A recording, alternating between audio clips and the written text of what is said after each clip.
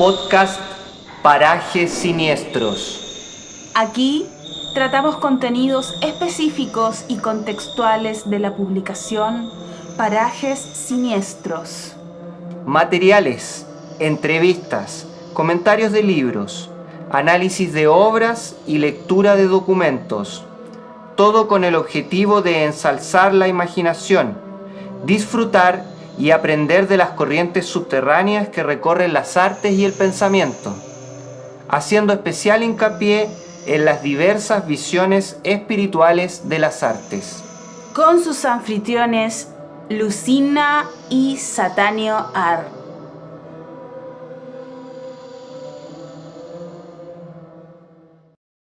Bienvenidas y bienvenidos al podcast Parajes Siniestros. Hoy compartiremos el texto Lo negro en el black metal, anotaciones a propósito de Cuestión 1 de Eugen Tucker, escrito por el aquí presente Satanio Ar para la publicación de Parajes Siniestros. Esperamos que este momento sea un incentivo para quienes buscan o están en los senderos nocturnos de las artes y la espiritualidad. Este es nuestro granito de arena para la liberación de las imaginaciones que no sueñan y no soñarán con máquinas.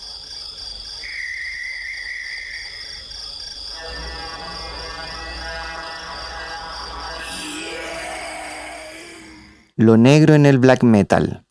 Anotaciones a propósito de Cuestión 1 de Eugen Tucker. Abismo insondable nuestro hábitat, opacos invisibles murmurando en tus oídos, mirando a través de ojos serpentinos. Demonios bajo el puente. Canción de la lechuza en el laberinto. Esta es una banda de Satanio en la que él compone la letra poética y también compone la música desde el bajo.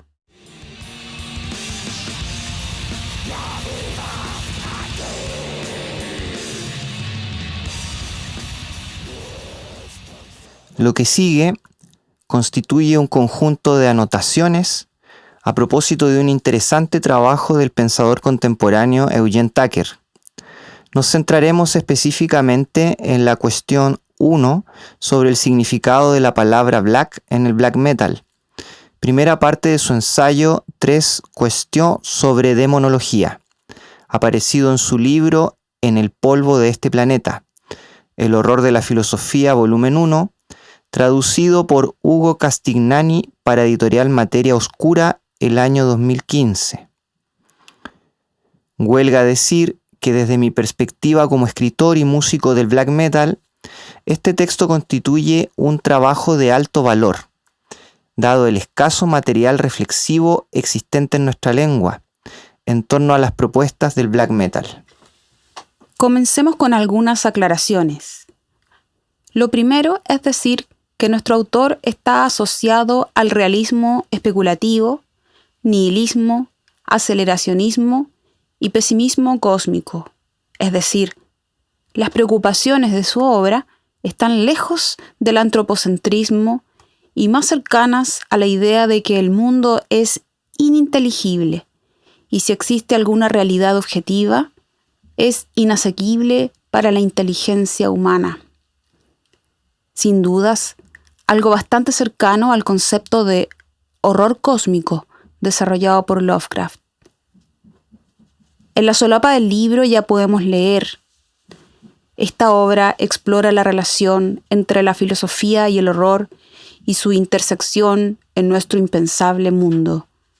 En este punto, la filosofía se confunde con saberes prohibidos que van desde la demonología, el ocultismo o el misticismo, al género del terror, el cual se manifiesta en formas de ficción diversas como cine y literatura, series de culto de televisión, cómics, manga o discos de música metal. El ensayo 3 Cuestión sobre demonología arranca con la explicación del método que guía a la escritura. Se nos indica que la cuestión surge como investigación o cuestionamiento para lograr una síntesis o reconciliación de diferencias, inicialmente usada en el medievo entre leyes análogas de distintas regiones o épocas. Posteriormente, aún en la época medieval, esta forma escritural se incorpora en el método de enseñanza de filósofos y teólogos como manera de abordar un tema. Así es como el autor, imitando a pensadores como Santo Tomás de Aquino, asocia cada cuestión con un tema, dividido en 3 partes. Satanio, Santo Tomás de Aquino estaría ubicado en el siglo XIII, ¿cierto? Sería es un personaje bastante importante, no solamente para la Iglesia, sino que también para las bases de lo que conocemos como universidades desde la escolástica. Entonces, Tomás de Aquino generó un encuentro o una acomodación de la teología del momento a partir de los conceptos filosóficos de Aristóteles. Esto significa que la teología que se desarrollaba en la Edad Media fue abarcada dentro de una estructura racionalista que sirvió de fundamento a la escolástica, que era la escuela que regía y controlaba también las universidades, desde los estudios de la religión, desde la teología en ese momento. Claro, efectivamente, la escolástica de hecho fue el intento de volver a reunir, volver a juntar, digamos, a conectar la fe con la razón. Y volviendo sobre el texto, como decíamos, cada cuestión está asociado con un tema dividido en 3 partes. Entonces la primera es un articulus que expone creencias y opiniones en torno al tema. La segunda son los contraargumentos llamados sed contra, y finalmente termina con un intento de resolución o responsio, que a veces agrega más preguntas que soluciones. Esto claramente, bajo la luz del presente, es comprendido como método dialéctico. Hay tesis, hay antítesis y hay síntesis. Ya hechas las pertinentes aclaraciones, pasemos al texto en sí. La primera parte, articulus, arranca con la declaración, comillas, los demonios abundan en la cultura popular y sin embargo ya no creemos en ellos, o sea, por lo menos es la historia que nos contamos a nosotros mismos, cierre de comillas. Sigue diciendo que el black metal es una subcultura y una forma de pensar sobre los demonios y lo demoníaco en esta era post-secular, caracterizada por un fuerte retorno oblicuo y complejo de los temas asociados a las espiritualidades.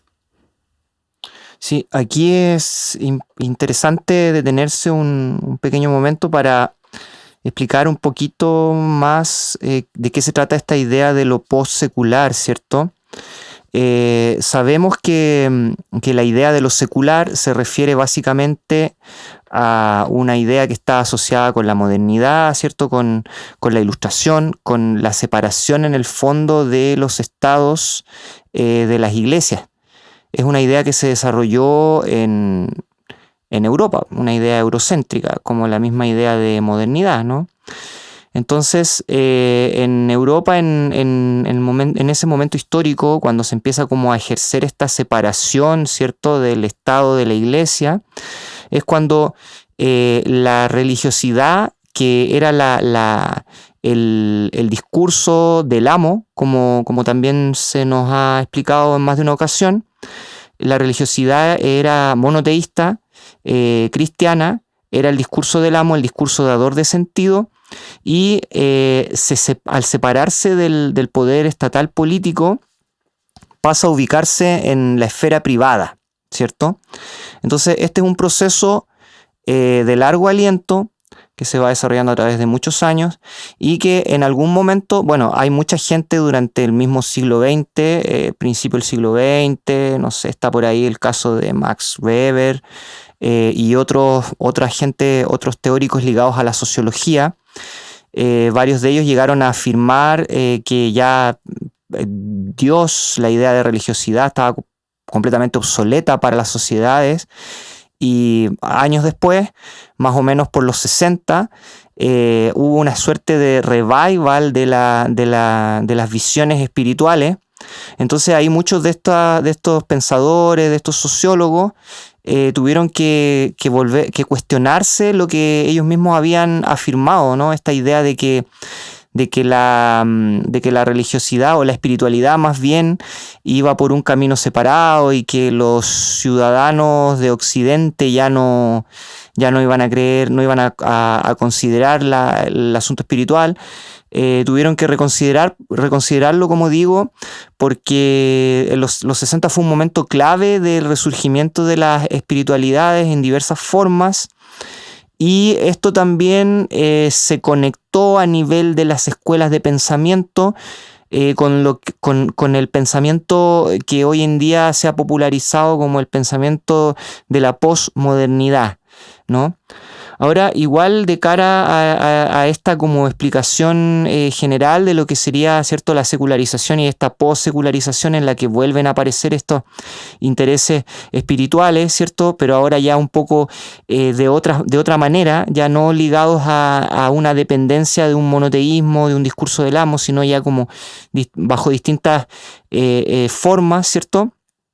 Hay una lectura a todo este proceso eurocentrados, que es una lectura crítica que hemos podido leer y escuchar de boca de teóricos decoloniales. Está Grosfoguel, Ramón Grosfoguel, ¿cierto?, que ha explicado que en el fondo todo este proceso de la secularización europea no es más que una especie de vuelta de tuerca y de camuflaje del discurso de la cristiandad. O sea, en el fondo lo que se secularizó fue el mismo cristianismo. Siguió operando, pero desde otras formas, porque el cristianismo, o como él dice, la cristiandad, en el fondo era un discurso, ¿cierto?, monoteísta de dominación y de creación de una especie de otro, como bien lo supo explicar Frank Fanon, un otro que estuvo como por debajo de la línea del ser, una racialización que sirvió para fundamentar todas las empresas de conquista de América, de dominación, de colonización de distintos lugares, que resultaron ser el sustrato material que alimentó el desarrollo del capitalismo. Son lecturas críticas de la modernidad, ¿cierto?, críticas de la cristiandad, del monoteísmo. Esta vuelta de tuerca que dice Satanio, que se ve desde el punto de vista o desde las epistemologías críticas descoloniales, también van a poner sobre la mesa, van a visibilizar que este proceso de secularización también respondía a una necesidad de atravesar los dominios incluso de la ciencia y de la razón de una forma absoluta, en donde, por supuesto, todo lo que tenía que ver con lo religioso, lo espiritual, quedaba relegado a un aspecto más o menos como primitivo de lo humano. Entonces, en ese sentido, se indica desde esta perspectiva descolonial que este proceso de secularización va a servir para aumentar el nivel de explotación, de fetichización de la realidad y de alienación del mundo, despojado ya de la validación de una necesidad de lo espiritual. Sin embargo, esto es un proceso que se vive dentro de los marcos de la colonización y la occidentalización del mundo. Porque además, a partir de este proceso de secularización es que también se puede volver a invertir el sentido de la espiritualidad para poner ahí, como indica el dólar, in God we trust. Entonces después se marcaría, como Hinkelarium dice, in gold we trust. Y ahora en su etapa más intensa de la tecnología se podría decir in tech we trust. Entonces también este proceso de secularización tendría este objetivo como de ocultar los mecanismos que están operando por debajo del sistema dominante. Claro. Son lecturas críticas importantes a tener en cuenta. Entre paréntesis. También. Entonces, con este contexto, voy a volver a leer el párrafo para poder entrar desde ahí. Ya hechas las pertinentes aclaraciones, pasemos al texto en sí. La primera parte arranca con la declaración: los demonios abundan en la cultura popular y sin embargo ya no creemos en ellos, o sea, por lo menos es la historia que nos contamos a nosotros mismos. Sigue diciendo que el black metal es una subcultura y una forma de pensar sobre los demonios y lo demoníaco en esta era post-secular, caracterizada por un fuerte retorno oblicuo y complejo de los temas asociados a las espiritualidades. Si bien reconoce que las bandas de black metal, comillas, pocas veces desarrollan nada parecido a una filosofía sistemática del horror, cierre comillas, su actividad es relevante por, comillas, el modo como reelaboran los antiguos conceptos de demonio y demoníaco, cierre comillas. Por lo tanto, agrega, no existe un mejor punto de partida para el horror de la filosofía.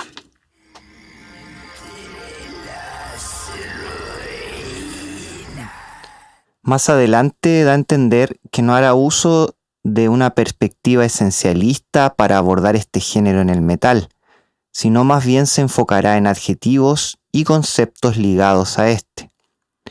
Y así es como llegamos a la pregunta fundamental del texto. ¿Qué es lo negro del black metal? En las páginas que siguen podemos leer que la posible respuesta está en la asociación del black metal con el satanismo y la figura del diablo, en una estructura de oposición e inversión de lo divino. La oposición, ese contra Dios o contra el soberano, aparece en la noción medieval y renacentista de Satán. La podemos rastrear, nos señala, en obras anteriores al medievo como el Apocalipsis de San Juan y posteriores como el Paraíso Perdido de Milton, así como también en la Inquisición, que fue la forma que definió la Iglesia medieval frente a sus enemigos. La inversión aparece ya en el siglo XIX, de la mano del romanticismo, la revolución y la estética del gótico y el decadentismo. Un satanismo más poético que se evidencia en la obra de Charles Baudelaire. Tenemos acá también el texto más, podríamos decir, paradigmático de esta idea de un Satanás poético, ¿cierto? Que es a la que se empieza a referir ya... este simbolista francés del siglo XIX. Exacto, y es el texto de 1857, perteneciente a las Flores del Mal, que lleva por nombre Las Letanías de Satán. Entonces hay algunos versos que me gustaría leer, así como por si no han tenido oportunidad de leerlo, al menos como para llamar a su curiosidad, ¿cierto? Y que en cuanto termine el programa salgan corriendo a buscarlo, porque es un texto poético muy bonito y muy importante, el libro en sí y el poema en particular, que arranca con esta afirmación, dice: «Oh tú, el más sabio y el más hermoso de los ángeles, Dios traicionado por la suerte y privado de alabanzas. Oh Satán, apiádate de mi larga miseria. Oh príncipe del exilio, al cual se ha agraviado, y que vencido siempre te yergues más fuerte». Más adelante dice: «Tú que sabes en qué rincones de las tierras envidiosas el Dios celoso oculta las piedras preciosas. Oh Satán, apiádate de mi larga miseria.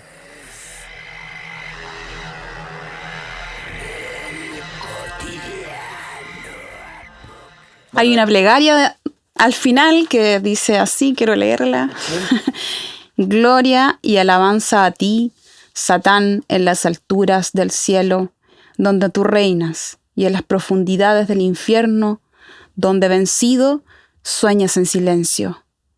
Haz que mi alma un día bajo el árbol de la ciencia, cerca de ti, repose, a la hora en que sobre tu frente como un templo nuevo, sus ramas se desplieguen.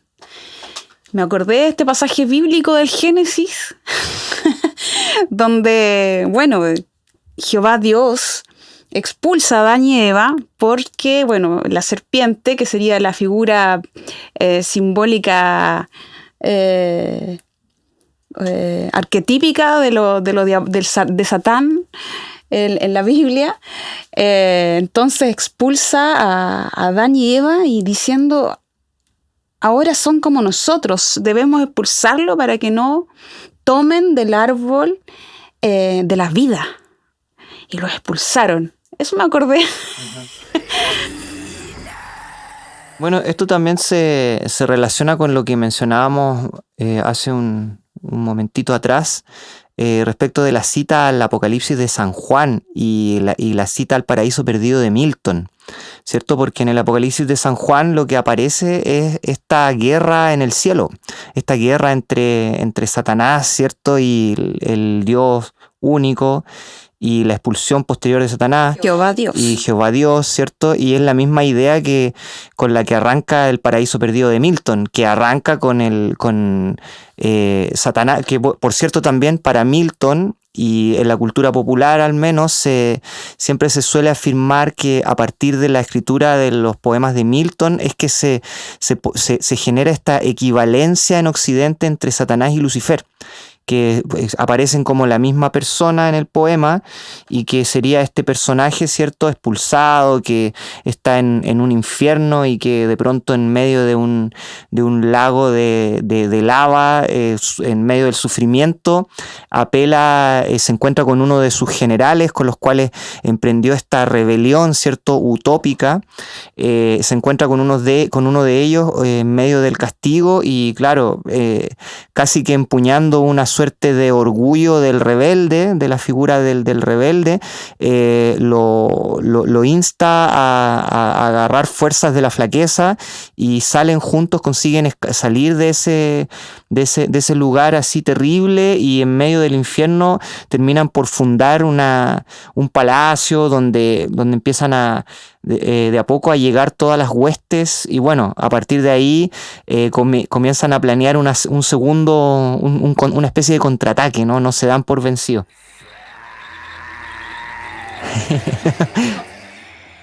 Sería como este ser que la Biblia lo relatan como parte de los ángeles de Jehová Dios, que se revela, pero se revela contra Dios. No es un personaje que haga mal al ser humano. Uh-huh. Y va cumpliendo dentro de los relatos bíblicos dentro de la narrativa bíblica de Jehová Dios, va cumpliendo un rol también me acuerdo ahí con Job y todo el martirio que Jehová Dios le dio a Job para poder poner a prueba su fe. Y para esto entonces usó la figura de Satán. Bueno, entonces, retomando entonces el texto, un satanismo más poético que se evidencia en la obra de Baudelaire, opuesto siempre a la iglesia oficial y ya solapado con el ocultismo, la magia y ciertas vertientes del espiritismo. Acá se refuerza esta idea con la mención a la novela Allá lejos, de Joris Karl Huysmans, del año 1891, de la que destaca sus descripciones de una misa negra y de las profanaciones eróticas de la hostia. Respecto de esta novela, valga el comentario de que en ella se teje una historia de continuidad entre los cultos satanistas de la Edad Media con Gilles Deleuze como personaje destacado, y un satanismo de la Edad Moderna, existente en el seno mismo del Vaticano y la Iglesia, e invisible a los ojos de los ateos. Se retratan allí también combates entre curas buenos y malos, resaltando esa idea que hasta hoy muchos sostienen: el diablo habita en el corazón mismo de la Iglesia cristiana. Aquí es necesario decir que estas formas del satanismo difieren del satanismo del siglo XX, por ejemplo, en sus versiones simbólica o misantrópica. Bueno, esto último sería interesante como detenerse un poquito en esto, pero antes me gustaría solamente apuntar quién era Gilles Deleuze para quienes no lo sepan, ¿cierto? Él era un personaje francés, ya un personaje mítico. Se ha escrito bastante acerca de él y se le suele relacionar, se suele poner a la altura de otros personajes diabólicos como la Erzsébet Báthory, ¿ya? Él fue un noble francés que luchó contra los ingleses, luchó en la guerra de los 100 años junto a Juana de Arco. Terminó sus días siendo ahorcado. ¿Por qué? Y esto es lo extremo del personaje, que lo agarró la Inquisición porque lo acusaron de que había cometido abuso sexual y asesinato hacia niños y adolescentes. ¿Come guaguas?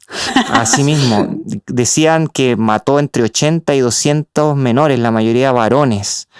Entonces la Inquisición lo agarró, ¿cierto? Lo torturó y él, claro, pues, terminó asumiendo que sí, que él había hecho eso y finalmente se le condenó a la horca. Bajo tortura, que muchas mujeres terminaron declarando también pacto con diablo bajo tortura, digamos. Sí, pues él murió a los 35 años, nació en 1405 en Nantes, el norte de Francia, y murió en 1440.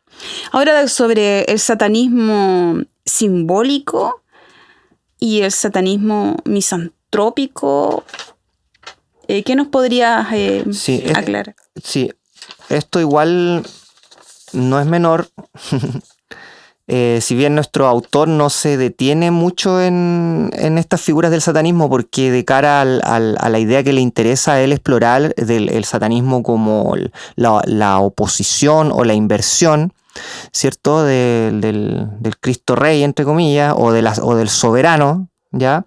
Esa figura del Cristo Rey soberano pertenece al cristianismo trinitario imperial.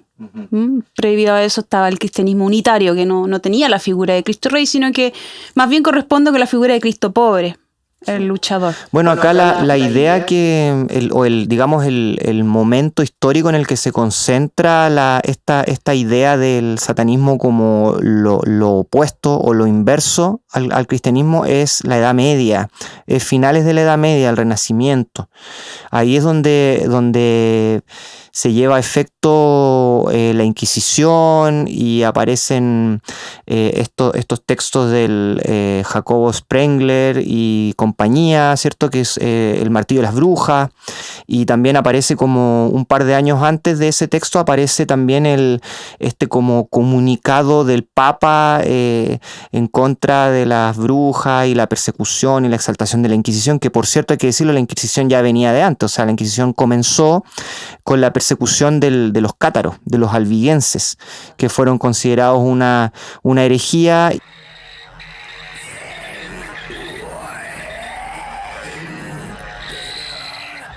Más cerca en el tiempo, esta idea ya más, digamos, contemporánea del satanismo simbólico y por otro lado del satanismo misantrópico, son ideas del siglo XX ya. Eso es importante destacarlo. En el caso del satanismo simbólico, o sea, son ideas de la época en donde se comienza a abrir lo que algunos llaman possecularización. Exacto, coincide con todo este auge del pensamiento posmoderno. ¿Por qué no sería similar al satanismo de Baudelaire, por ejemplo? Porque bueno, es que lo que pasa es que en el satanismo de Baudelaire es un satanismo que tiene que ver con el simbolismo y con la escuela romántica. Entonces ahí ya se empieza como a configurar la inversión, o sea, el satanismo como un sistema invertido del cristianismo, ya no como era antes, que antes era una herejía, porque antes se asumía que la verdad, que la iglesia y el monoteísmo cristiano era como dije hace un momento, era la institución dadora de sentido. Entonces, por lo tanto, no se asumía la existencia de otras formas. Se entendía que eran deformaciones del cristianismo, por lo tanto eran herejías y por lo tanto eran perseguidas. Entonces antes, digamos, estábamos en la Edad Media, no se perseguía el satanismo, sino que se perseguía la herejía. Y una de las formas con las que se llamaba la herejía era satanismo. Todo lo que no era, digamos, imperio de la cristiandad era hereje, o sea, la concepción trinitaria del cristianismo. Y después ya en los tiempos de Baudelaire ya se empieza como a generar una especie de sistema ya inverso del cristianismo, y ya posteriormente, entrado el siglo XX y en medio de toda esta etapa, ¿cierto?, de la post-secularización, aparece este satanismo simbólico, ¿cierto?, o también conocido como satanismo laveyano, que Anton Szandor Lavey, recordemos que fue conocido internacionalmente como el Papa Negro, que desde Estados Unidos fundó la Iglesia de Satán el año 1966, y este satanismo simbólico tiene la particularidad de que no necesariamente es teísta. También hay mucha gente que es agnóstica o atea. Y por otro lado, ya más cercano al tiempo presente, podemos escuchar, conocer o leer personas que están que siguen la línea del satanismo simbólico y que asumen el satanismo como un método, no como un fin. Un método para crear un sistema individual, puesto que reivindican la figura de Satán como el adversario, que es la figura que inicialmente aparece en los textos cristianos, pero se trataría ya de un adversario que te facilita de alguna manera, que te da la fuerza, ¿cierto?, para salir de la opresión espiritual, de la opresión de las instituciones espirituales, etcétera, y te facilita como la posibilidad de que tú crees tu propio sistema. Y a su vez también otra característica de este tipo, de esta forma de satanismo como método y no como fin, es que no pretende el crecimiento en el sentido de una iglesia monoteísta tradicional. No es expansiva. No es expansivo, exacto. No pretende crecer o reclutar más miembros, ¿ya? ¿Por qué? Porque precisamente surge en el tiempo de la post-secularización, asumiendo las críticas que hizo el proceso de secularización al monoteísmo dador de sentido, y que estaba hermanado, digamos, que correspondía al discurso del amo, y que era soberano y que tenía que estar en crecimiento y que tenía que explicarlo todo, y lo que no explicaba lo destruía. Entonces esta es una forma de satanismo adversaria, que también es mucho más abierta. Y Satanio, este satanismo simbólico que no es un medio más que un fin, significaría entonces que, por una parte, que no trabajan con dogma, por ejemplo, me imagino, ¿cierto? No tiene un dogmatismo, porque también entonces estaría abierto a elaborarse desde diferentes lugares, y por otra parte también tiene una fuerte carga de la individualidad, ¿cierto? Uh-huh, exacto, sí, pues el individuo está en el centro. Bueno, por otro lado también, como leímos hace un momento, también en el siglo XX aparece otra forma de satanismo, que es la forma misantrópica. Tenemos distintos ejemplos relacionados con esta forma misantrópica.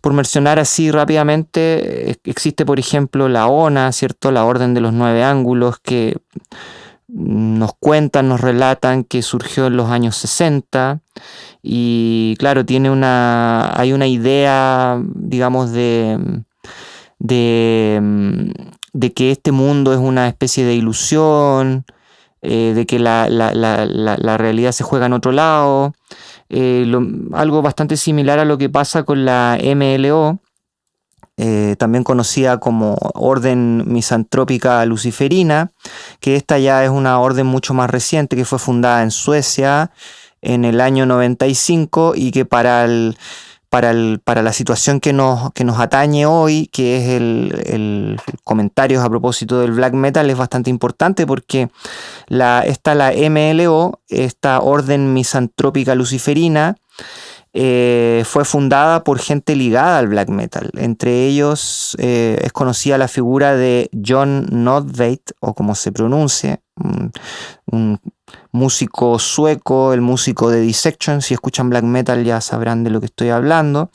Entonces, esta corriente misantrópica luciferina está ligada a la corriente 218 y en el caso específico de la banda Dissection, el disco Reign Chaos del 2006 está basado en el Liber Acerate, que es un texto misantrópico luciferino que está ligado a esta corriente.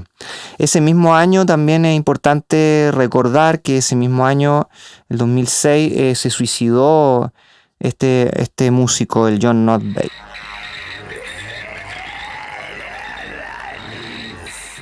Y dado que estamos hablando de la exaltación de lo adversario, me gustaría mencionar a Michael Ford, otro músico de black metal, fundador de la banda Black Funeral, quien desde Estados Unidos se destaca como escritor luciferino desde finales de los años 90. Ha publicado más de 27 libros sobre ocultismo, como la Biblia del Adversario, la brujería luciferina, paganismo cetónico y sendero de la mano izquierda, Hécate y las artes negras, etc., por nombrar algunos. La mayoría en inglés, por cierto. Y quien en su momento fundó la Iglesia Mayor de Lucifer, que tuvo también presencia en Chile. Otra artista que me gustaría destacar, puesto que aparece en la publicación impresa de Parajes Siniestros, es Asenath Mason, que como digo es artista y escritora de muchos ensayos esotéricos. Escribe bastante bien, por cierto. Fundadora también del Templo de la Llama Ascendente. Claramente, al día de hoy, la figura del adversario persiste en numerosas corrientes esotéricas que abiertamente y no pugnan por una salida al maniqueísmo cristianocéntrico.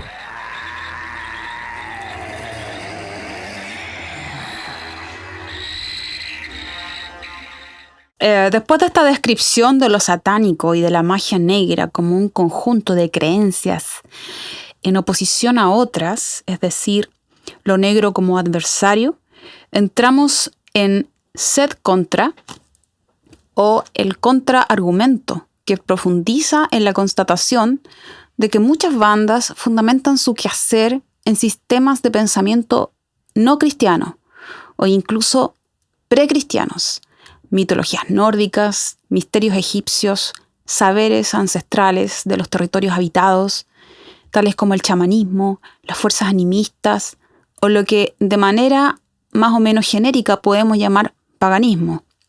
Comillas, si la herejía era contemplada por la Iglesia principalmente como una amenaza interna, el paganismo se verá como algo externo a ella. Cierre comillas. Así, a diferencia de lo negro como oposición e inversión, el paganismo opera mediante la, comillas, exclusión y la alteridad, ambas en relación a la perspectiva cristiana hegemónica.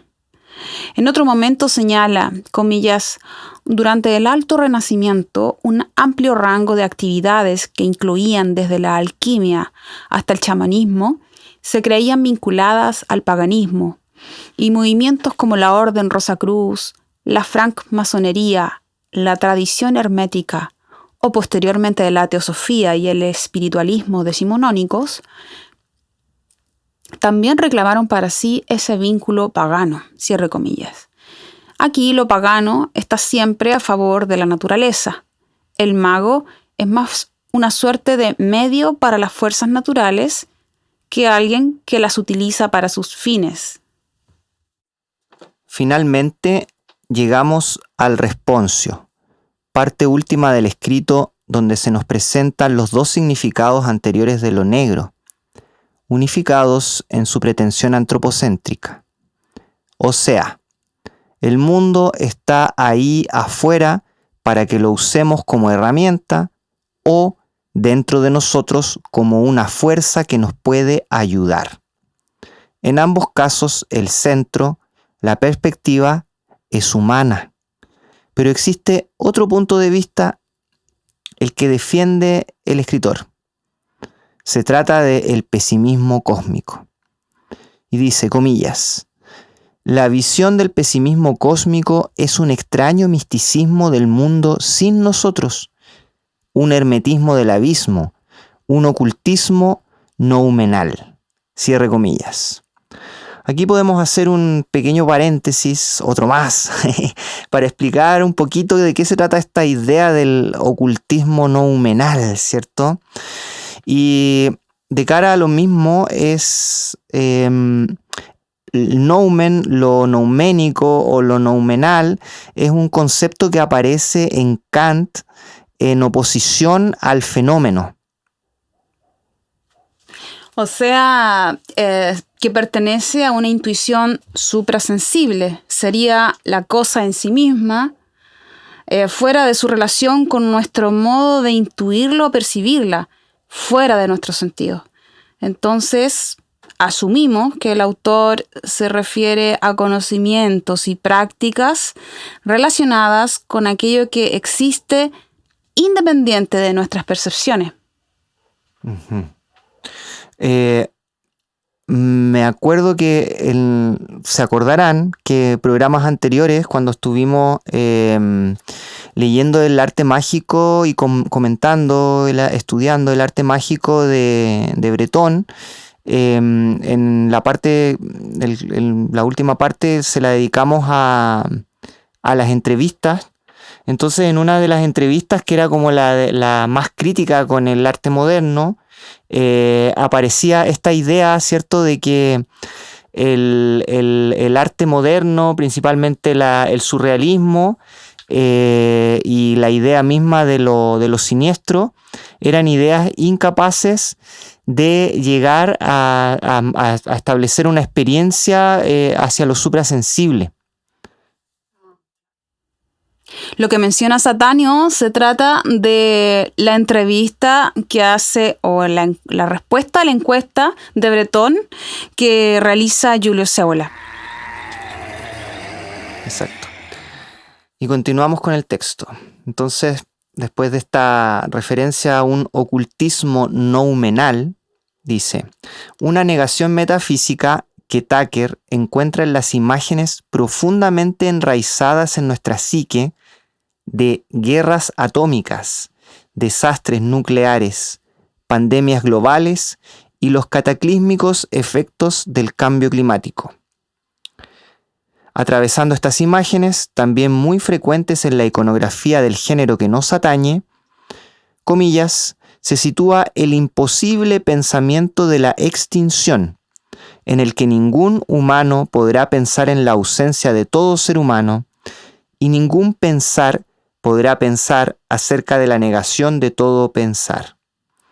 El texto continúa con citas a Schopenhauer, como no, un gran defensor del pesimismo y la misantropía, y a Lovecraft, cuyas historias nos hablan de un horror cósmico. También se menciona a Søren Kierkegaard para recalcar lo impersonal de la angustia. Teólogo y filósofo. Ya casi al concluir el texto, se apuntan algunas bandas que se corresponderían con estas tres formas de entender lo negro en el black metal.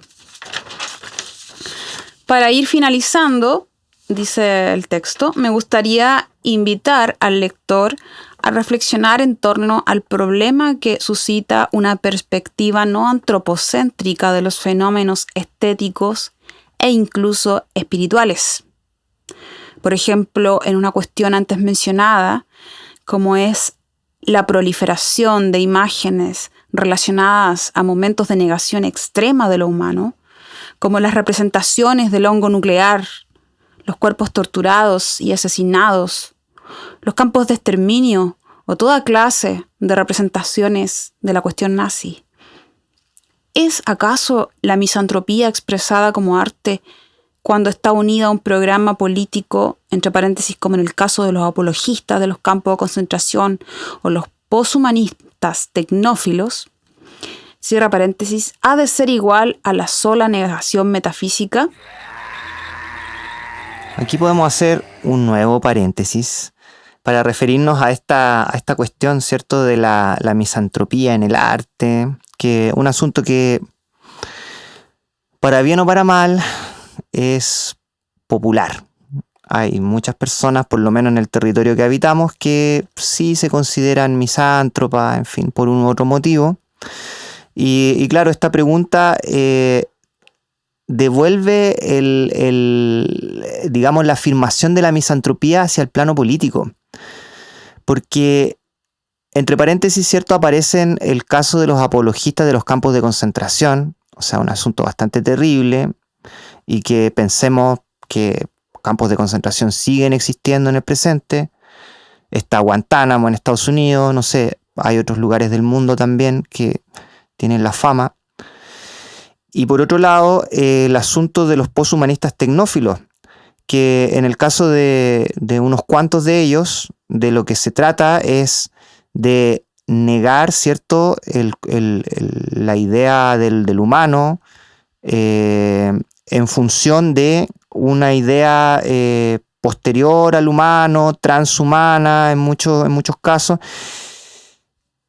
Y este transhumanismo es un proyecto empresarial, ¿ya? Entonces hay un programa político, un proyecto empresarial que funciona como modificación de la realidad y que se nutre de esta idea de este sentimiento misantrópico. Y financia también a quienes promueven estas ideas desde diferentes ámbitos de la academia y de la producción de conocimiento. Así. Entonces, la misantropía expresada como arte en muchas ocasiones está en directa sintonía con unas cuantas ideas o programas o proyectos de dominación. Y eso es algo que vale la pena cuestionarse. Por eso que el texto indica entonces, Satanio, poshumanistas tecnófilos, ¿cierto? Porque en el fondo el poshumanismo es bien amplio, caben muchas cosas, a pesar de que también podemos criticar el mismo concepto porque el humanismo tampoco se expandió a todo el planeta. Como para ahora hablar de un poshumanismo a secas. Entonces, bueno, es bastante relativo, estamos sobre la rueda y dentro de esa rueda aparecen toda una gama, una paleta de nuevos planteamientos filosóficos, etc. Dentro de eso estarían los posthumanistas tecnófilos. Recuerdo que hace años publicamos en una revista la traducción a una entrevista a Wolves in the Throne Room, otra banda black metal pagana, norteamericana. Ellos viven en el campo muchos años, sus canciones hablan de la naturaleza. En esta entrevista que publicamos hace ya unos cuantos años, asociaban el black metal satánico con la cultura urbana y tecnófila, puesto que la ciudad es por excelencia la materialización de un deseo antinatural, de dominio de todos los factores nativos que determinan la vida humana. A esta oponían, al igual que Tucker, un black metal pagano, natural, rural, enraizado en el centro espiritual que es la tierra. De hecho, afirmaban ver a los grupos black metal fundadores como conductos ignorantes de energías místicas oscuras y salvajes. Eso decían ellos. Esta afirmación que hacen también tiene su potencia, porque claro, están hablando aquí, ellos afirmaron en ese momento, en esa entrevista, ¿cierto?, que realmente el black metal empezó a través de unos artistas, unos músicos, ¿cierto?, que eran canalizadores de esto que ellos denominaban energías místicas oscuras y salvajes. Entonces, en la escritura de Tucker también aparece esta idea de una mística oscura que inevitablemente nos hace pensar en, por ejemplo, en la poesía mística de San Juan de la Cruz, La noche oscura del alma, ¿cierto?, en la que se nos plantea una situación amorosa, de trascendencia, en la que el personaje, el sujeto del poema abandona sus pertenencias y empieza a caminar con una especie de seguridad no menor en medio de una oscuridad, y en esa oscuridad encuentra algo que es importante. El fuego. Llevando un fuego interior, exacto, una idea de fuego interior. Eso también es interesante en el poema, porque eso... para nosotros como lectores contemporáneos es inevitable relacionarlo. Sabemos que San Juan de la Cruz es un santo del cristianismo, etcétera, una figura destacada en el cristianismo, pero esa idea del fuego en el corazón para nosotros es muy analogable a la idea del fuego negro, que está presente en distintas versiones, y hasta podríamos llamarle, entre comillas, muy entre comillas, pongámoslo, escuelas si es que hay tal cosa, del sendero de la mano izquierda. La idea de esa llama que llevas dentro tuyo y que te permite descender, ¿cierto?, hasta los lugares más oscuros sin perder tu visión, o incluso ir hacia los lugares más iluminados sin perder tu tiniebla. Claro, San Juan de la Cruz también en esta noche oscura habla de este calmado el hogar, calmada la casa. O sea, ahí también hay un proceso como de introspección, una búsqueda de introspección que necesariamente llevaría hacia la oscuridad, que llamaría desde una erótica espiritual, para ir hacia allá y tenderse en despreocupación absoluta de la afuera, por decirlo así. Y esa llama negra es una llama interior. Igual es posible que muchas personas, cristianos, santos, de pronto tampoco es que estuvieran 100% con la idea más rígidas del dogma de la cristiandad trinitaria. O sea, San Juan de la Cruz se va a caracterizar porque él comienza a hablar de esto desde una perspectiva más nocturna. Bueno, también dentro de esta misma época estaría Teresa de Ávila, que también, bueno, vivo sin vivir en mí, muero porque no muero, y ella también fue acusada por los curas, ¿no?, por los clérigos de posesión demoníaca, ya por esta relación tan íntima y directa y extática con lo divino, que fue usada después igual posteriormente en la Contrarreforma. Bueno. El misticismo es la práctica de conexión. Hay autores que plantean también la idea de un misticismo que no tiene nada que ver con las religiones, que está más ligado al animismo. A fin de cuentas, el misticismo es una experiencia muy única, muy particular, y esta idea del misticismo oscuro tiene bastante que ver también con otra idea que también surge en el medievo, que es la idea de la teología negativa, de que al Dios no se le puede explicar, sino solo se puede decir lo que no es. Entonces, es una idea diferente de aquella que postula que lo divino es un espacio luminoso, por lo tanto es un espacio hacia el que proyectamos nuestra propia humanidad, nuestro propio entendimiento antropocéntrico, nos proyectamos hacia allá y visualizamos el mundo divino como bastante parecido al mundo material que habitamos. Y esa es como la típica idea, digamos, la que siempre ha tenido más adeptos. Y en contraparte está esta otra línea que plantea que realmente no podemos proyectar nuestra humanidad hacia ese lugar, sino que es como algo mucho más nocturno, oscuro, nebuloso, luminoso, etc. Bueno, la mística también, como desde el misterio, ¿no? De esto que se abre, se cierra, se ve pero no se ve. Que también desde la postsecularización de alguna manera se actualiza con el misticismo sin dogmas, digamos, un misticismo que por ahí leí que era el misticismo salvaje, en donde la persona tiene como una visión en un estado alterado de la conciencia, y inducido o no, digamos. Igual en la Edad Media también ciertas alimentaciones, también la carencia de refrigerador, digamos, todos esos sistemas de alimentación que eran muy diferentes a los nuestros también generaban esta cosa de que de pronto entraban en éxtasis, ¿no? Así, entonces este misticismo no va a ser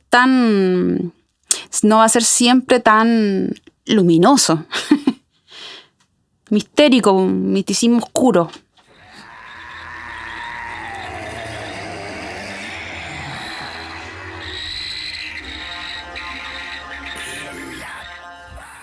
Ahora bien, y volviendo a la pregunta antes formulada, ¿por qué una espiritualidad o unas artes sin humanos habrían de pasar necesariamente por la negación, o más bien el fin físico, material, digamos, de lo humano? Bueno, ahí también tenemos esa conexión con lo misterioso, y algo es misterioso porque es diferente, está allá, ahí hay una conexión, Satánio, con la cuestión de la misantropía, pero una misantropía que no alude directamente, no es contra lo humano, sino que habla de un espacio cósmico, digamos, mucho más amplio, en donde no todo acceso a lo nocturno mistérico va a ser traducido en los códigos antropocéntricos. Claro, sería una idea de misantropía que, bueno, esto igual es bastante como, entre comillas, clásico también, una idea de misantropía que va en contra de las personas, ¿cierto? Que tiene una proyección política, y otra idea de misantropía que va contra la idea misma de el humano en el centro del universo. Son las dos formas. Entonces, eso es lo que pasa acá, pues que en muchos casos, para muchas personas, se confunden ambas ideas, pues. Y esto igual es algo sobre lo que vale la pena detenerse. Sobre todo en estos momentos que estamos viviendo, donde se habla mucho de esta cosa de la reducción de la población, la destrucción de la humanidad como tal y el paso a otro tipo de humanidad transhumana. El enfriamiento del humano también se le llama, que no sabemos muy bien hacia el camino que nos lleva, los caminos que nos llevan. Bueno, entonces, por último, y para ir cerrando, dándole el cierre a la lectura del texto, dice por último, y para darle suma a la pregunta, me gustaría evocar algunas páginas del libro El poder del arte de Marcus Gabriel. Bueno, Marcus Gabriel, entonces, un alemán que muy joven, ha sido uno de los docentes académicos más jóvenes. Hoy en día tiene 43 años, nació en 1980. Estaba ya haciendo clase a los 28, 29 años, y él que pertenece a esta línea del nuevo realismo. El realismo especulativo. Claro. Dentro de eso, entonces, va a plantear que el arte no tiene que ver con lo humano, digamos. El arte, siendo amoral, ajurídico y apolítico, tiene un poder absoluto. Entonces Marcus Gabriel plantea que la obra de arte es un agujero negro ontológico, puesto que en su autonomía radical, la autonomía radical del arte, se ofrece una composición de absolutos aislados, los cuales absorben y liberan al ser humano. La experiencia estética es una paradoja para la lógica y la moralidad, puesto que el arte en sí mismo es poderoso y radical. El arte no está en la mirada del observador. Las obras no son creaciones, ellas crean, y que seamos o no absorbidos por la obra está en poder de ella, puesto que dona a los participantes de la experiencia estética una experiencia detonante para la existencia. Esto, bueno, una cosa muy contemporánea, que va a hablar incluso de que la obra de arte estaría allá, en ese lugar no humano, trascendente, otro tipo de trascendencia, digamos, como que el arte tuviera su propia ontología. Bueno, está en la línea de todos estos planteos antiantropocéntricos, ¿cierto? De vibraciones, frecuencias, situaciones que vienen de no se sabe muy bien de a dónde, pero que irrumpen, nos penetran, nos reconfiguran, y al final es como que la idea de la voluntad humana se termina por diluir. Claro, es tanto que descentramiento que... Y eso igual es digno como de problematizarlo realmente, porque también se relativiza el tema político, la práctica, la resistencia. Eso es lo que un poco está pasando ahora, con esta... con todos estos cambios de paradigmas en relación a las perspectivas políticas actuales.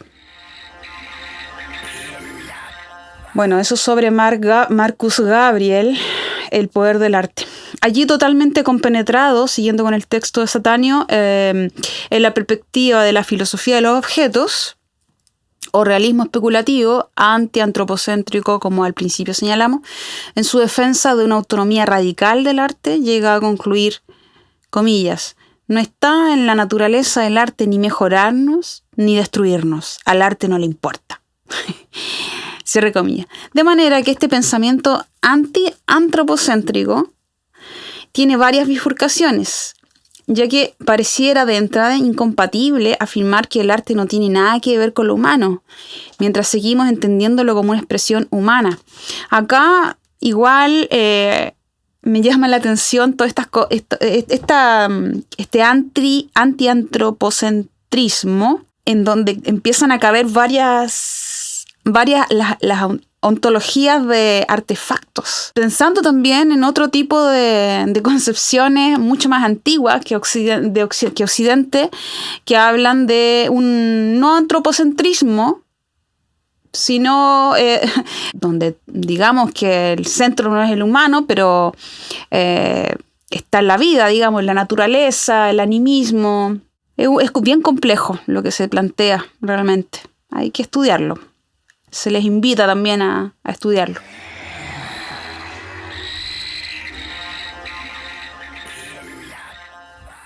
Entonces, de manera que este pensamiento antiantropocéntrico tiene varias bifurcaciones, ya que pareciera de entrada incompatible afirmar que el arte no tiene nada que ver con lo humano, mientras seguimos entendiéndolo como una expresión humana. Vemos entonces como en la supuesta despolitización de las artes campa a sus anchas el fantasma de una política por otros medios. Bueno, y acá también me da esta cosa como este tercer momento, secularización, post-secularización. Como dijimos al principio de este programa, que la secularización tampoco se trataba de dejar a un lado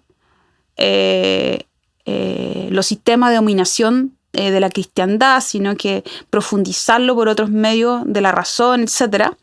El fetichismo también acá se va como intuyendo lo mismo a propósito de esto de la despolitización, por una política por otros medios, una política oculta, entre otro tipo de operaciones estéticas, culturales, tecnológicas.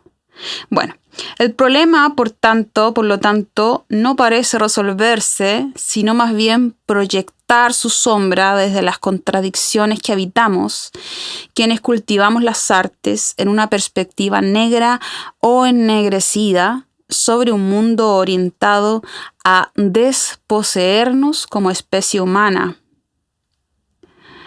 En resumen, la invitación está abierta a seguir estudiando, para no ser ingenuos en la recepción de los contenidos de las artes negras y los espectros que las acompañan. Súper bueno tu texto, Cetanio.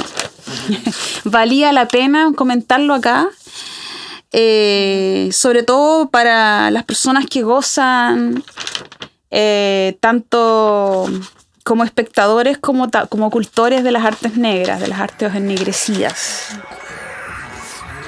Está claro que las personas que cultivan estas formas de arte en muchas ocasiones ni de lejos se plantean ser, no sé, filósofos o tener grandes y profundas reflexiones acerca de lo que hacen.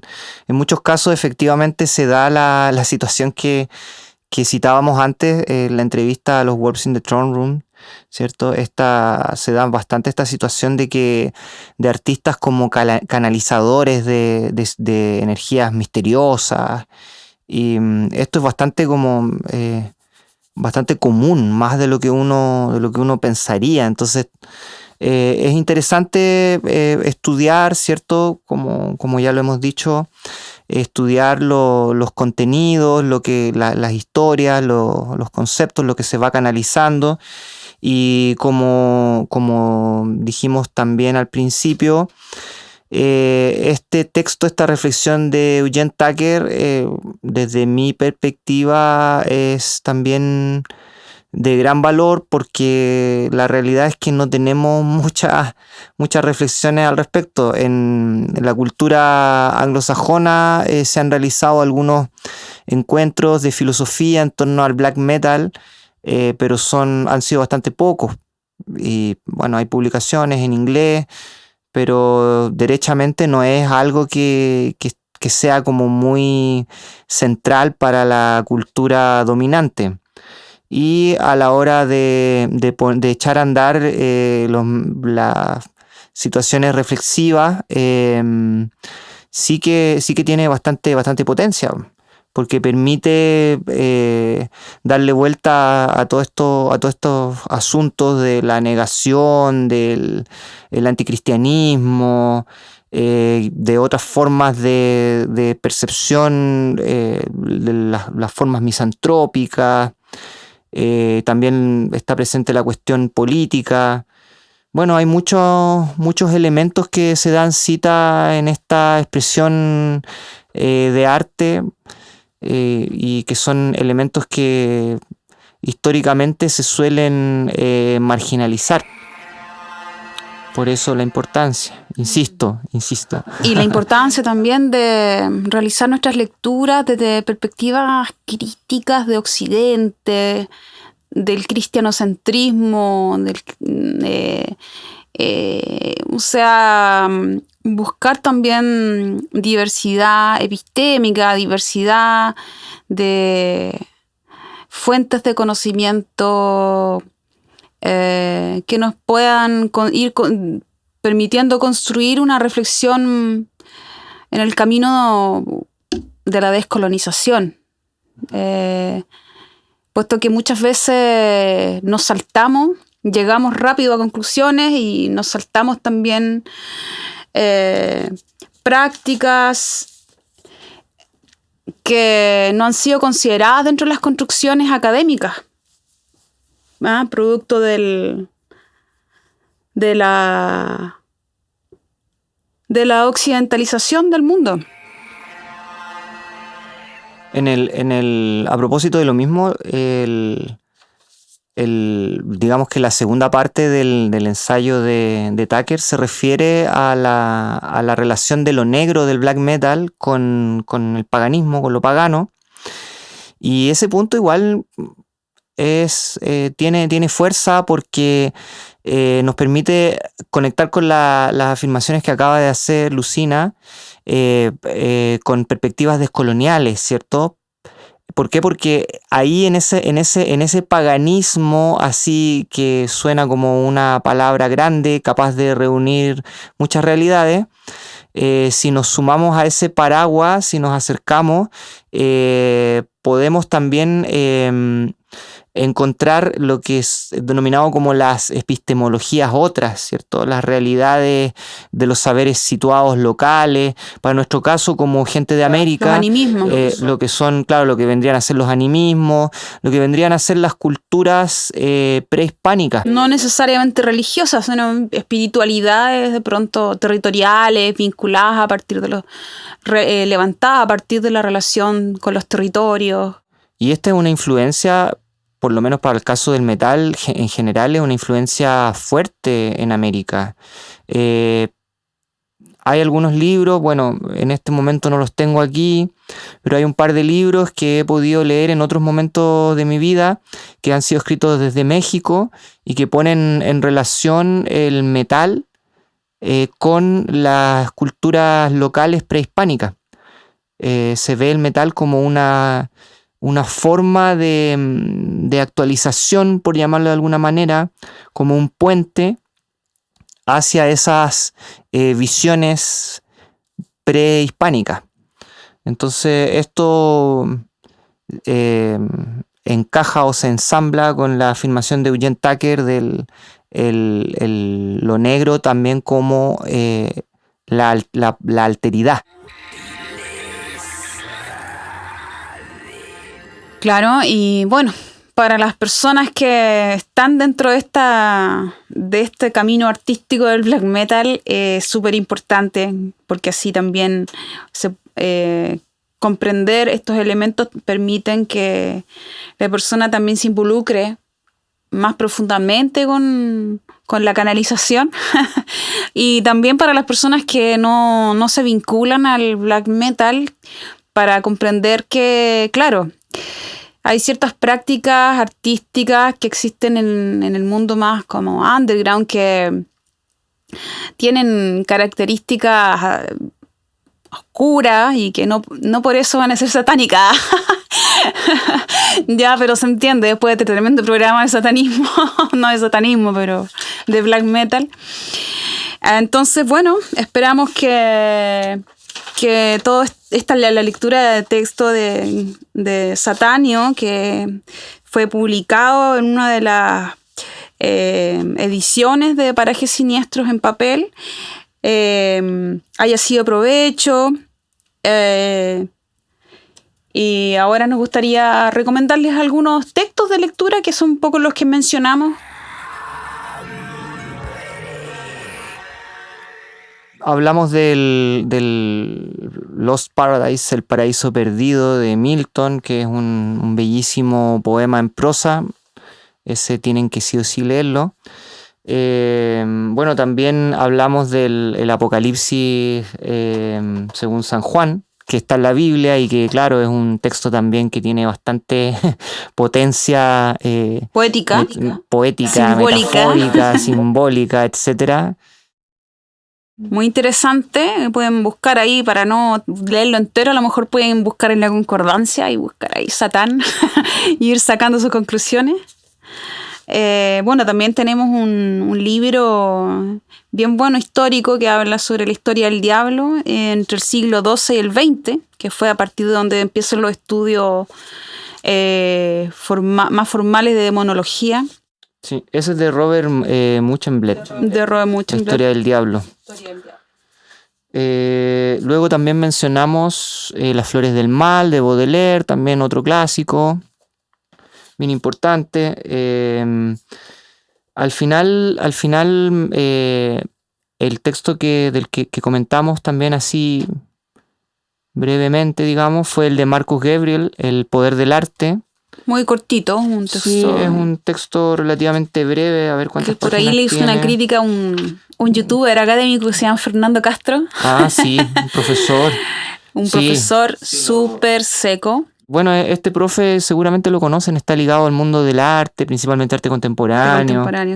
Ha estado en Chile en más de una ocasión y, bueno, él criticó al Marcus Gabriel desde la perspectiva de que parece que para el análisis de Marcus Gabriel la historia y las instituciones del arte y las prácticas y todo eso no tuvieran ninguna importancia. Como que se echó al bolsillo cuestiones fundamentales del arte institución, de la historia del arte también occidental y también el elemento político que es sumamente importante en el arte contemporáneo y para también traducir lo que es la historia del arte, entre comillas, es súper fundamental. Entonces como que Marcus Gabriel hace Sí, El poder del arte de Marcus Gabriel.